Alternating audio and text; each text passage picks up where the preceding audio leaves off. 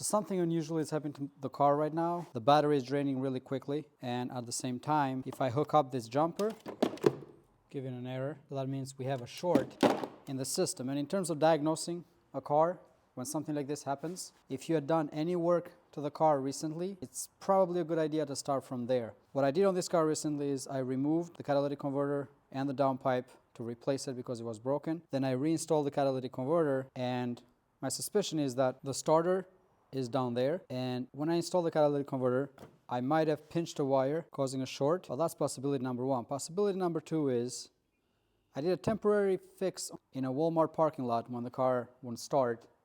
I figured that one of the clips was broken or something. Then I kind of squeezed underneath the car and did a temporary fix.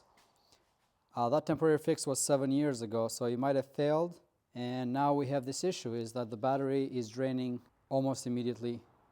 No lights in the car. If I manage to turn the car on, it will shut itself down. Since the wiring to the starter is what I suspect right now, or any sort of wiring in the area around the catalytic converter, we'll have to lift the car up and get underneath the car and start from there.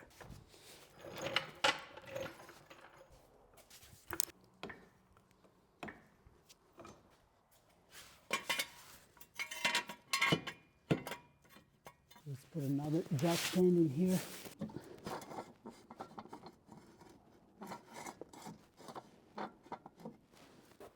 I do smell burnt.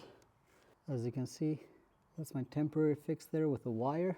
One temporary fix, the other should be up there. Just looking for a burnt wire.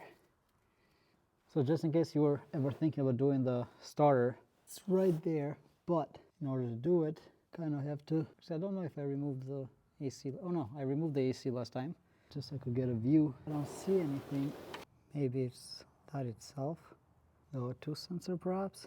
Okay, so what we're going to do right now is we're going to take the AC unit loose and we're going to remove the starter so I can get a better view as to what is burning down here. Still don't see anything. I disconnected this. I'm going to remove this. This is kind of my handiwork. I'm going to check the wires up here.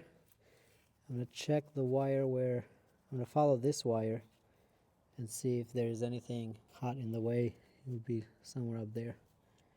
Okay, so next step would be to disassemble all this. Take the starter off. I'm missing a bolt there, and I'm missing one down here. So the starter isn't, I actually don't know how it worked. Disconnected this bracket that holds this line to this bolt right here, and it seems like the vibration has caused the line to completely break open. Okay, so now we're going to put it in that position, and we're going to see if the jumper still gives us an error. Let's try this out. Okay. No more error. So that's our short. I mean, we didn't need confirmation. That wire is completely exposed and touching the body of the starter. All right, let's fix it.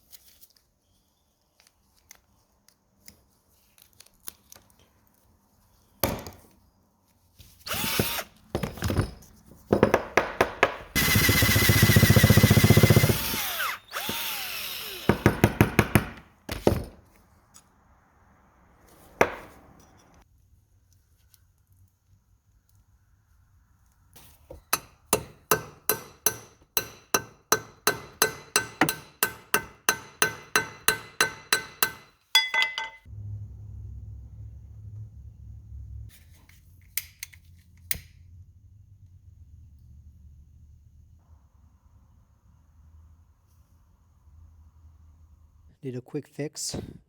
Gonna clean the contacts. Also repaired this clamp thing. I used heat shrink. And then I'm gonna put the screw that's missing there. I'm gonna put the nut that's missing here, and possibly, if I can find one, there. Okay, so we fixed the shorter ground that was on the starter, but now when the car starts, it dies after like 2 seconds. It's a very similar thing that happens to when we disconnect the vacuum boost, the line to the vacuum booster, it acts the same way. There is an issue in the car that I need to figure out. So let me show you what happens when the car starts. Before, we couldn't use the jumper because it had a short ground and this kept giving an error. So now, okay, let's give it a try.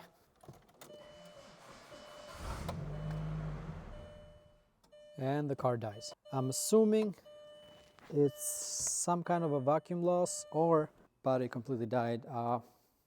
It needs to stay powered on for a bit. I'm hoping that the shorter ground didn't burn anything, so I'm going to go through the fuses. But first, I'm going to hook up a battery and keep the car's electrical system alive. That way I can scan.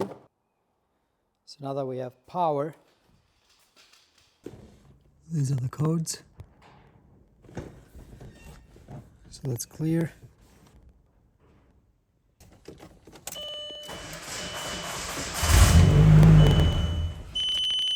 Dies immediately. Okay.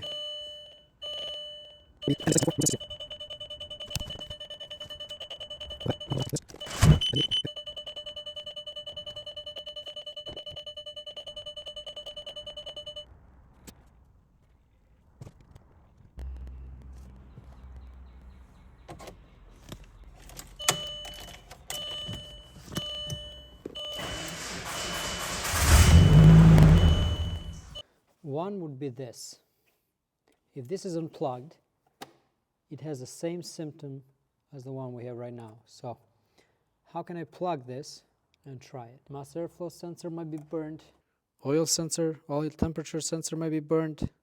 Hopefully this doesn't get sucked into the engine. Just need a nice seal.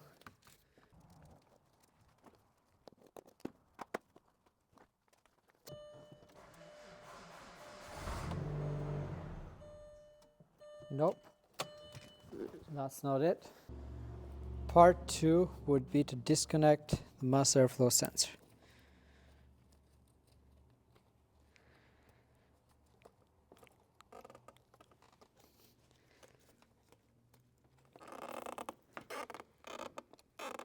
Okay, got this opened. This one is a tricky one.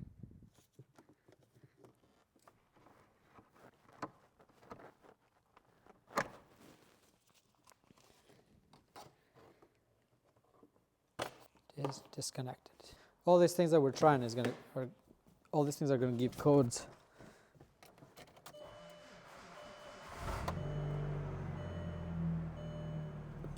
Wow, the car runs. The car runs. So that short to ground burned out the mass airflow sensor. So if I plug this right now and I try to turn the car on again, it will turn off. So let's see. Let's plug it in. Maybe it'll turn off right now. There you go. So the good thing is you can drive without your mass airflow sensor plugged in. Technically, with that type of short that we had, this is probably the best thing that happened, because we could have burned all sorts of things in this system and that would have taken forever to diagnose. So for now, we're going to drive without mass airflow sensor. Don't remember if I did a video on how to replace the mass airflow sensor on this style, but if I didn't, I'll make one. And if I did, it should be on my channel.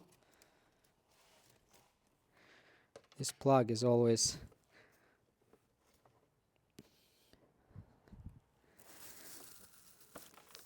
okay, there it is. We can put it in here. Let me show you what it looks like. This is the style that this one is. It has a seal, has the plug, 4-wire plug, and then the mass airflow sensor is right in there. So you kind of have to open the air box to replace it. It's not too hard. I'm gonna order one, I'm gonna install a new one, and then we're done with this. Car is back on the road. All right. I keep this car alive no matter what. So if you want to see all issues that happen with it and how I diagnose and repair, hit that subscribe button. I'll see you on the next one.